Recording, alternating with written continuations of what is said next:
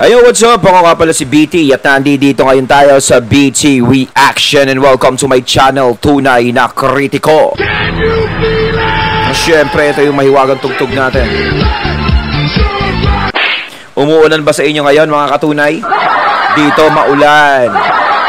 Ayan, meron tayong panonooring video ngayon. Ito po ay nagbula kay Balitang Pinoy TV. Sa mga hindi pa po nakakabisita sa channel ni Balitang Pinoy TV, bisita na po kayo mga katunay, at kung hindi pa kayo nakakapag-subscribe, subscribe na din po kayo mga katunay kay Balitang Pinoy TV. At syempre, huwag nyo rin po sana kalimutan na mag-subscribe dito sa channel ko sa Tunay na Kritiko. Sa mga hindi pa nakakapag-subscribe, and click the notification bell para maging updated po kayo sa mga reaction videos na aking ilalabas.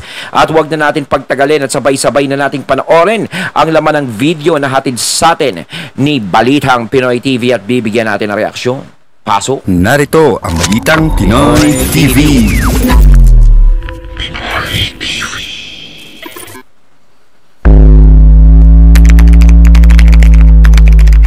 Alright, what's up sa inyo mga kababayan? Ayon, bago natin simulan, syempre, nais ko nga pala magbigay ng credits dito sa boses na madidinig natin ngayon at bibigyan ng reaksyon. Walang iba kundi kay Jake Magnus. Sa mga hindi pa po nakakabisita sa channel ni Jake Magnus TV, bisita na po kayo mga katunay, at kung hindi pa kayo nakakapag-subscribe, subscribe na rin po kayo mga katunay kay Jake Magnus TV. Pagpatuloy natin. So, ito po pag-uusapan natin, mga kababayan, yung patungkol po sa lumalabas na balita ngayon, na yung pala pong pangako ni Vice Ganda ay napako at kasinungalingan lang pala po yun.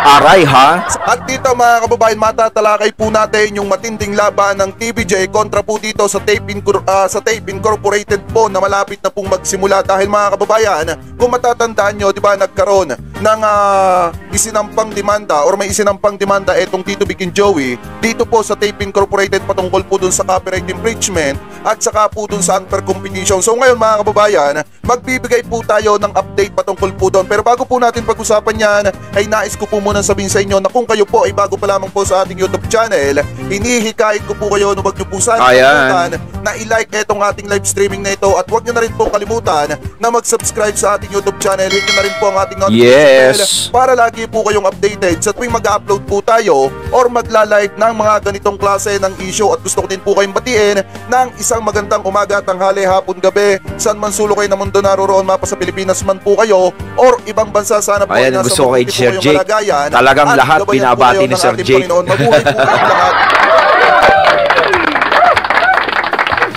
So anyway mga kababayan, ito umpisahan na po agad natin ang ating usapin dito sa pamamagitan ng video ni Nanay Christopher Mint patungkol po doon sa sinasabi mga kababayan na yung pangako ni Vice Ganda ay napako. Dahil kung matatandaan ninyo, di ba, medyo napuri pa nga natin si Vice Ganda dahil kahit papaano, kahit kagagawa nila ni Ayon Perez yung pagkasuspended ng It's Showtime, di ba, may lumabas na balita kay Nanay Christopher Min na kung saan eto daw pong si Vice Ganda ay mamimigay or tutulong sa pagbibigay ng ayuda doon sa mga maapektuhang trabahador ng It's Showtime, doon sa 12-day suspension na ipapataw po or ipinataw dito sa It's Showtime mga kababayan. So ngayon, may lumabas na balita, ilang araw na ba ito? 1 day ago mga kababayan, na yung pala pong pangako ni Vice Ganda ay napako at kasinungalingan lang pala po yun. Sayang, naniwala pa naman ako.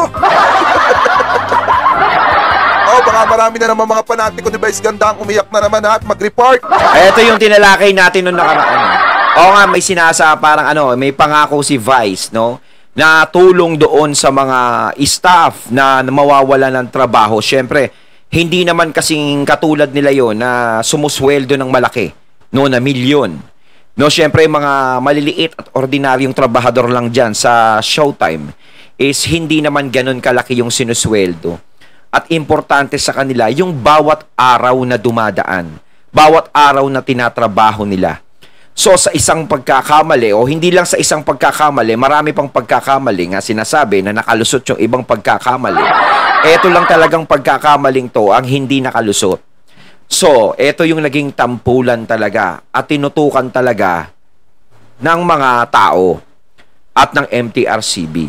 Talagang dito na parang nasagad na ang PC. No, hanggang dulo, napatid na. So, nagbinigyan na ng action ang Showtime. So, nagkaroon ng ganyan nga, sinasabing pangako, pangako. Alam nyo naman, minsan ang pangako talaga laging napapako. Kaya minsan ako, yung mga ngako, gusto ko ginagawa ko na. Kasi pag nangako ka, pag inasahan, tapos hindi nangyari, ang sakit. Diba? Pero ito, sinabi naman dito, sinabi naman na hindi na siya nagbigay kasi nga dahil merong It's Your Lucky Day. So, yung mga nawalan ng trabaho is makukontinue pa yung trabaho nila sa It's Your Lucky Day. Ayun, in-update ko lang to, no? Yun yung napag-usapan natin na parang hindi na siya nagbigay. Parang, hindi na ako magbibigay kasi meron na kayong, trabaho. 'Di ba? Pero sa akin lang, sana kahit papaano, is nagawa pa rin ni Vice na magbigay kahit papaano. Kasi kahit sabihin mong meron silang It's Your Lucky Day, kahit konting tulong lang, ganto, yung ipakita mo na yung pagmamahal mo talaga sa mga staff mo, no, nawalan ng trabaho, na nasuspindi kasi nga no work no pay yan eh. No, kung sana ba walang trabaho pero araw-araw silang sinusweldo. Kasi diyan pag nagkamali ay damay talaga sila. Sila ang kawawa. Kaya dapat sinasabi ko nga sa susunod na ere is dapat is maging maayos na. Tignan na lagi ng mga host ng Showtime kung ano ba dapat yung sabihin nila, kung ano ba dapat ang i-action nila na hindi sila mapupulaan o makikitaan uli ng pagkakamali na nangyari sa kanila. Ay, shoutout din kay, kay Mami Linda More, mega love shoutout po. So anyway, mga kababayan, play natin to. I-credit natin to sa Showbiz Now na kay Nanay Christopher Main. Kanila po yan. Ayun. Gagawan lamang po natin ang reaction video. So i-play na po natin, mga kababayan. Okay, hindi ba dati? Ayun, syempre, nice ko nga palang magbigay ng credits kay Nanay Christy. Ayan syempre, Showbiz Now na. Sa mga hindi pa nakakabisita sa channel ni Nanay Christy, no, bisita na kayo mga katunay. At kung hindi pa kayo nakakapag-subscribe, syempre, subscribe na din po kayo kay Nanay Christy. Yan, nasa Showbiz Now na. Ayan, paborito ko rin si Nanay Christy talaga. Ito natin dito, dahil tuloy-tuloy na po ang pumalit na programa sa suspension po ng Showtime. Nakatatlo na po. Ay, shoutout kay Pai Jack Toshi. Mega love shoutout kay Biboy Tugay. Ay, shoutout din kay Mama Raylin 07 Javier. Mega love shoutout po na napakasarap pa. Ilang araw ngayong Martes, pangatlo na nilang araw to, at ito po ay magtatagal hanggang sa 27, 14 to 27 yan. Ibinalita natin na nagsabi si Vice sa staff na akong bahala sa inyo. Ito na naman mga akong bahala sa inyo. Bibigyan niya ng ayuda. At tayo tuwan-tuwa, pati ng mga kababayan natin. Ayan yun sa politiko, ganyan Akong bahala, kayong kawawa. Ay, nakakatuwa naman si Vice. Ay, ano pa nga pala to sa Kamicom, mga kababayan? Na-i-report pa nga po pala ito sa Kamicom na kung saan may title pa nga po yun, mga kababayan, na Vice Ganda tutulong sa mga staff na maapektuhan ng 12-day suspension.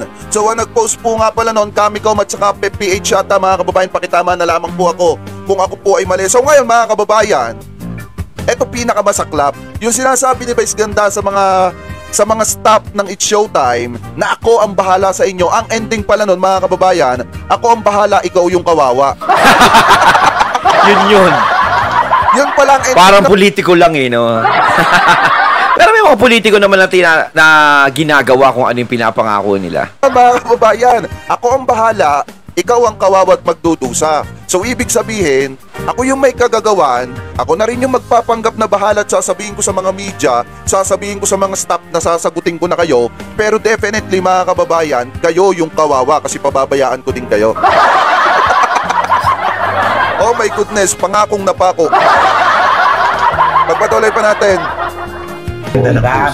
Na kahit siya ang tinuturo ng bayan na may dahilan ng suspension na ito sila ni Ayon Perez, andyan naman pala siya para gumabay at sumuporta. Pero alam mo nang galing din mismo doon sa loob. Ano daw? Wala naman daw. Ay, Lorit Estel Rosario, oy. Sir, may kalab shoutout ta. Thank you po, thank you. Chai Chiro, may kalab shoutout. Pagpatuloy pa natin. Binibigay na ayuda si Vice. Akala ko ba? Yun na nga rin din ang ating iniisip. Kaya pinalita nga natin sa kanila. At tuwa-tuwa tayo. Tapos sila basta usapang ayuda, kapag inasahan mo, sakit talaga.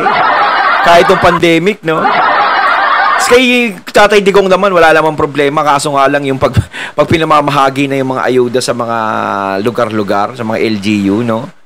Doon na nagkakaproblema. mismo ngayon ang nagko-question, kumu-question kung bakit sa Wala na, bibigay hindi na natuloy. pala. Bakit daw? Siyempre, hindi na sila magtatanong, kala ko ba bibigyan mo kami tapos wala naman pala. Wala namang magsasalita ng ganun eh. Ay, Alam mo, pag pinangakuan mo kasi ang tao, sa'yo. Oo. Kasi ang katwiran niya siguro, yun Masamang ang mga mangako. hosts, ang ang suspended. Pero yung staff and crew, sila din yung magmamando. Ay, gano'n. Mamakayo ng kanyang iniisip. Ay, nakalusot siya doon, ha? Oo. oy! Ganun pala ang ugali ni Vice. Ay, ganun pala po ang ugali ni Vice. Hindi ko alam na ganun pala ang ugali ni Vice, guys. Nangangako tapos yung pangako, ano yung binabaing pangako? Di ba pag nangako ka ng may diin, mga kababayan, kahit gaano katagal, kahit gaano ka kahirap, kahit bilangin pa yan ng buwan, taon, mahalaga matupad mo yung pangako mo. Ang problema lang kasi dito, mga kababayan, nangako si Vice Ganda, sikat na influencer, sikat na artista, hindi pala po natupad yung pangako, naging drawing pala yung pangako. Hindi nakulayan. Kala ko ba mabait si Memi Vice? Kala ko ba tumutulong si Memi Vice? Bakit ganito po ang nangyari? Bakit yung mga staff ng It's Showtime na naapektuhan ng 12-day suspension na kagagawa naman ni Vice Ganda at ni Ayon ay hindi po ata natutulungan? Eto kaya, Malay natin, Sir Jake. Baka hindi lang yan sinasabi. Pero tungkulin pa rin talaga ni Vice talaga yan na tulungan yung mga mawawalan ng trabaho. Mariosep, yung 12-day suspension is napakalaki nun. Napakalaki ng mawawala nun. Doon sa mga maliliit na nagtatrabaho dun. Pero ito lang yan eh. Sa susunod talaga na mag-ere ang Showtime, wag na sana nilang ulitin yung mga ganyang bagay. Pwede naman silang magpatawa. Pwede naman silang magpatawa ng hindi na sila gumagawa ng hindi kaaya-aya sa paningin ng mga tao. 'Di ba? Kilala naman sinasabi si Vice daw nakakatawa. So, hindi gumamit ng mga taktika na pagpapatawa na hindi malaswa, hindi ganto, ganyan, na hindi ka mapupula. Ang dami-dami naman nating komedyante na napakagagaling. 'Di ba? Pero nabibigyan nila ng justice yung pagpapatawa nila na hindi sila gumagamit ng hindi kaaya-aya sa paningin ng mga tao. Wholesome pa rin ang pagpapatawa nila. Bakit naman sa EAT, wholesome ang pagpapatawa nila? Halos nadadala nila yung mga tao sa ginagawa nila. 'Di ba? Hindi mo na kailangan gumamit ng mga ganyang icing na yan. 'Di ba? Yung mga Siyempre, bawal talaga yan. Tapos ginamit mo pa sa segment ng mga bata, Sus Mariosep Santissima Amor. Kita ng labor. Oy, mga taga-dole, hindi ata nare-regular yung mga empleyado ng It's Showtime. Kasi mga kababayan, ito lumabas nga kasi sa mga pahayagan, napakalinis nga ng pangalan nung si Vice Ganda kasi nung lumabas sa mga pahayagan, lumabas kay Nanay Christopher Main, lahat ng mga panatiko ni Vice Ganda tuwang-tuwa dahil sinasabi, ay kahit ginaganyan ninyo si Memi Vice, napakabait niyan, tumutulong yan, kita nyo handa pang sagutin at handa pang tulungan yung mga maapektuhan ng 12-day suspension. Yun pala mga kababayan, mali pala. Isang napakalaking kalokohan po pala yun. Oy, may kalab shoutout kay Ma'am Bernica Lopez May kalab shoutout po na napakasarap. So anyway, pagpatuloy pa natin. Bakit pa nga naman siya magbibigay? Sila nga itong nawalan ng trabaho pero yung staff and crew Diretso pa rin. tuloy pa rin. So yung yung pako pala, napapako. Ang pangako ay tama. Kung ikaw si Vice, kahit na tumatawa sa is Direct Gilbert. Ang pako, napapako. Ang pako. Magpako na pa. Hindi, kung ikaw si Vice, pag ganung nakapagbitiw ka na ng salitang magbibigay ka na ayuda, meron pang trabaho o wala, itutuloy mo. Ay, siya, itutuloy ko talaga. Kasi napangako ko na yan, Ibig sabihin, nabitawan ko na yung salita niya. So, mahirap naman yung magbibitaw ko ng salita. Kasi mga kababayan, ganito lang yan Pwede mo naman kasing kung hindi mo kayang ibigay ng full yung pangako mo, pwede mong ibigay yung kalahati. Ang pangit lang kasi yung mga ngako ka bago hindi mo maibibigay. Bago hindi mo maibibigay, hindi mo matutupad. So mas maganda, much better, ang ginawa na lang ni Vice Ganda, kung hindi niya kayang bigyan lahat ng kabuuan na ipinangako niya yung mga staff, dapat binigyan niya na lang kahit kalahati na lang nung pangako niya. Dito kasi pumapasok yung salitang palabra de honor. 'Di ba? Hindi, 'di ba? Syempre nangako ka Kahit sabihin mo na, tuloy-tuloy naman mga trabaho nyo Hindi ko na kayo kailangan bigyan. Kasi kami lang naman ang mawawalan ng trabaho.